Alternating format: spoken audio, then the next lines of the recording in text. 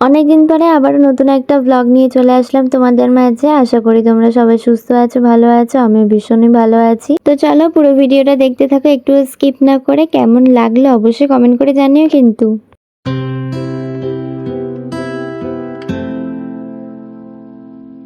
Hello বন্ধুরা, শুভ সকাল। আজকে রবিবার, ভাবলাম আজকে সারাদিনটা যা যা করব সব তোমাদের সঙ্গে শেয়ার করব।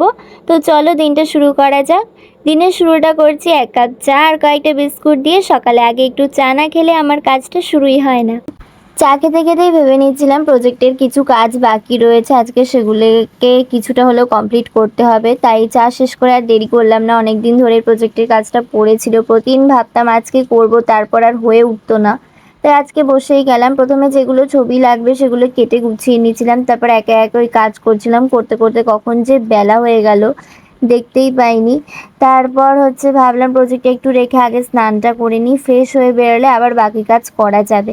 স্নান করে বেরিয়ে জামা কাপড়গুলো মেলে দিলাম। রোদও ভালোই ছিল, তাই ভাবলাম এখনই মেলে দিলে শুকিয়ে যাবে। সব গুছিয়ে রেখে আবার ঘরের ভেতরে চলে এলাম। এরপর পুজো দেওয়ার পালা। তারপর প্রায় অনেকটা সময় নিয়ে ভালো করে ঠাকুরকে সাজিয়ে পুজো দিয়ে নিলাম। দিনের এই কাজটুকু হয়ে থাকলে মনে হয় প্রায় সমস্ত কাজই হয়ে গেছে। পুজো শেষ হতে হতে দেখি বেশ খিদেও পেয়ে গেছে, তাই আর দেরি না করে খেতে বসে গেলাম। আজকে লাঞ্চে ছিল উচ্ছে ভাজা, পেঁপে সিদ্ধ আর মাছের ভাজা। এটা ছিল আজকে দুপুরের মেনু। খাওয়া দাওয়া শেষ হলে একটু জল খেলাম, তারপর কিছুক্ষণ বসেছিলাম। তখন হঠাৎই মনে পড়লো আজকে বিকেলে 5:30 থেকে আবার পড়া আছে। তাই বেশি দেরি না করে আবার পড়তে বসে গেলাম বইগুলো নিয়ে। তো একটু চোখ বুলিয়ে নিচ্ছিলাম, প্রায় পড়াই ছিল সব কিছু। তারপর পড়তে পড়তে বেরোনোর সময় হয়ে গেল। তখন আমি রেডি হয়ে পড়তে যাচ্ছি। ফিরে এসে আবার তোমাদের সঙ্গে দেখা হচ্ছে। বাই। তো গাইজ এখন আমি পড়া থেকে বাড়ি ফিরলাম। পড়া থেকে বাড়ি ফিরেই আগে আমি ফ্রেশ হয়ে নিলাম। বাড়ি থেকে এসে আগে ফ্রেশ হয়ে নেওয়াটা খুবই দরকারি। ফ্রেশ হয়ে দেখি মা বাড়িতে নেই, মা দিদার বাড়ি গেছে। কয়েকদিন আগে দিদা পুরী জগন্নাথ ধাম থেকে ঘুরে এসেছিল, তাই সেখানকার প্রসাদ আনতে গেছে।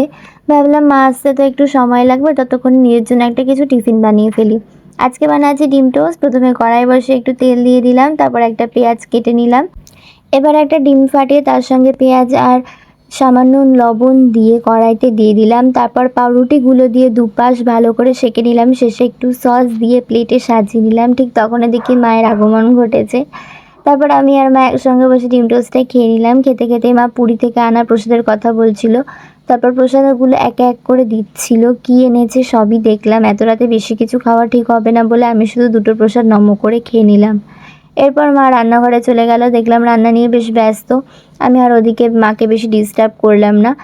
আগের দিন থেকেই বলছিল যে আজকে কিছু ভালো মন্দ রান্না করবে।